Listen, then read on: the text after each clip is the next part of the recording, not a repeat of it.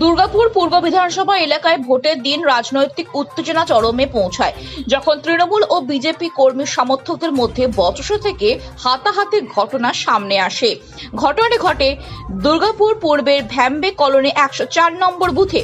অভিযোগ অনুযায়ী সেই সময় পরিদর্শনে সেখানে যান বিজেপি প্রার্থী চন্দ্রশেখর বন্দ্যোপাধ্যায়। তার দাবি, তৃণমূলের কর্মীরা হঠাৎই বিজেপি কর্মী সমর্থক ও সাধারণ মানুষকে লক্ষ্য করে জয় বাংলা স্লোগান দিতে শুরু করে এবং মদের বোতল ছোড়ে।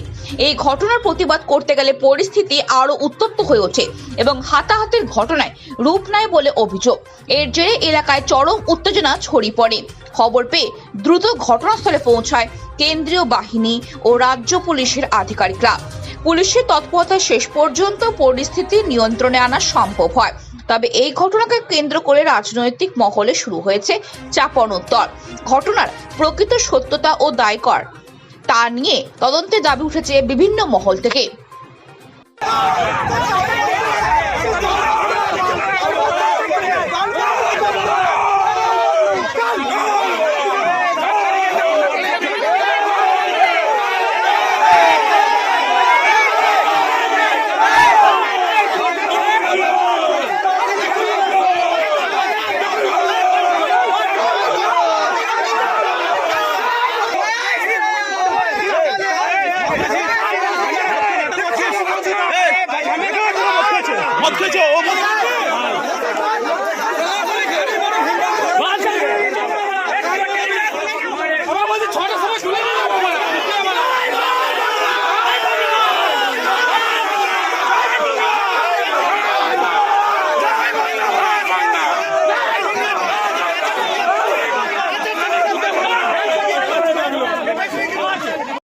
অবৈধভাবে যেখানে 5 জনের বেশি জমায়েত করার নিয়ম নাই, অবৈধ জমায়েত করে রেখে চমকাবো মানুষকে। এবং এখানে এমন একটা পরিস্থিতি তৈরি করা হচ্ছে যে পরিস্থিতিটার কোনো প্রয়োজন নেই। আমি গোটা দুর্গাপুর ঘুরছি, কোথাও এরকম সিচুয়েশন নেই। কি হলো? আমাদের কার্যকর্তা বনানিধির গায়ে মলাস্টেশন করা হয়েছে, তার গায়ে হাত দেওয়া হয়েছে, তার কন্যা টেনে ফেলে দেওয়া হচ্ছে। এটা কোন ধরনের অসভ্যতা? দুর্গাপুরের এটা সংস্কৃতি।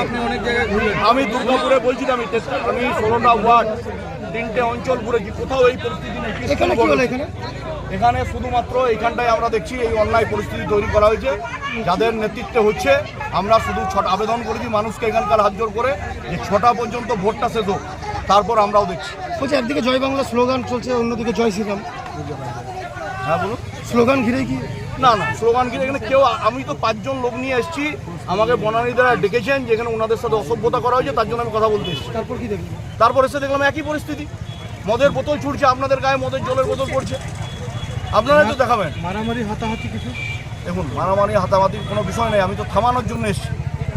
মানে উত্তেজনা তৈরি হয়? একটা উত্তেজনা তৈরি হচ্ছে। ভোট প্রক্রিয়া ভালোভাবেই চলছিল সকাল থেকে। ওনাদের টেন্টে মাত্র 3 জন মহিলা এসে বসছিলেন সকাল থেকে। ওদের কাছে লোকও যাচ্ছে না, কেউ যাচ্ছে না। ওই 2-3 জন মহিলা মিলে খালি মোবাইল নিয়ে এইদিকে যাচ্ছে ওইদিকে যাচ্ছে, ঘোরাঘুরি করছে, কাউকে কমপ্লেন করছে। হঠাৎ করে মাঝে মধ্যে দেখছি 2-3টে করে গাড়ি ঢুকছে কমিশনের। এই প্রক্রিয়াই চলছে। আসছে, তারাও আবার দেখছে যে ফলস কমপ্লেন বেরিয়ে চলে যাচ্ছে। লাস্টের দিকে দেখছে কিছু করার নেই, ক্যান্ডিডেট চলে এসছে নোংরামি করতে। তারাও পাল্টা অভিযোগ করছে যে ক্যাম্পে মদের বোতল ছোড়া হয়। কোন ক্যাম্পে দেখান না? ওনাদের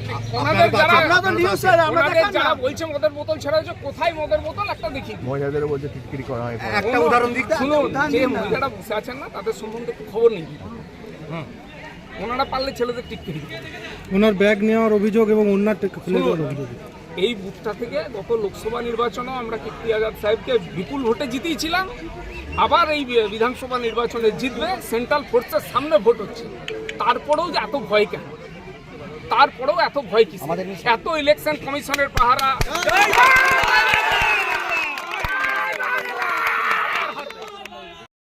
ওরা সবাইকে নিয়ে আসছে, নিয়ে এসে আজ ওরা প্রচার করছে, যেখানে সেখানে দাঁড়িয়ে আছে, দাঁড়িয়ে থেকে নিয়ে আসছে নিজেদের যেগুলোকে আর ধমকি দিচ্ছে। আমাদের তৃণমূলের নিয়ে এসে নিজেদের মতো করে ভোট করবেন। ওরা চাইছে না আমরা ক্যাম্পে বসি, নিজেদের মতো করে ওরা বসতে চাইছে।